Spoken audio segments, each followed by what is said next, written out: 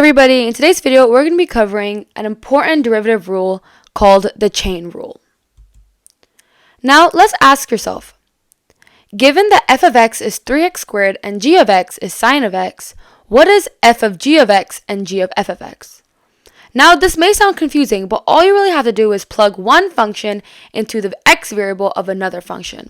So for example, f of g of x would be 3 sine squared x, because all you're doing is plugging sine of x into the x variable of the f of x function, and vice versa. Now it's very important to understand this concept in order to figure out how to find the derivative of a function using the chain rule. Now the chain rule is just used for when a function is wrapped in another function. Think of it as a peanut butter M&M, right? So you have two main components of that sort of M&M. You got the peanut part and you got the chocolatey part. So think of doing chain rule as eating an M&M. First, you're eating the chocolate, aka completing the derivative of the outer function. Then you're eating the peanut, aka doing the derivative of the inner function. Now, in formal mathematical terms, here's how the chain rule is described. If you're finding the derivative of f of g of x, it's equivalent to the derivative of f, and you plug in g of x as that x variable for the derivative of f times g prime of x. So let's do an example to really understand this concept.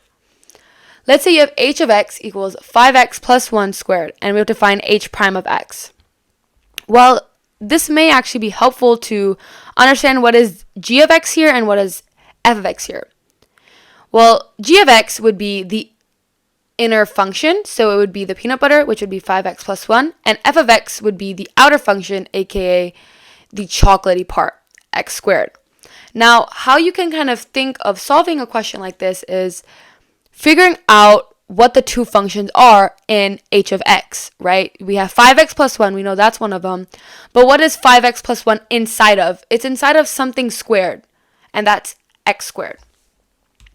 Now this can actually help us solve h prime of x. Now even if you're a bit confused on what f of x and g of x really is, just think of it as the peanut butter M&M, where you would find the derivative of the outer function using product rule. So you would bring the 2 down and you would do 2 times 5 of x plus 1. So you're completely ignoring the inner function when you're finding the derivative of the outer function.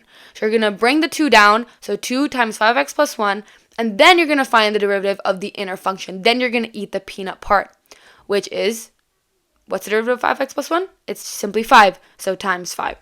And that gets you h prime of x is 50x plus 10. I hope this video helped. Comment down below any other math topics you want me to review. Thank you.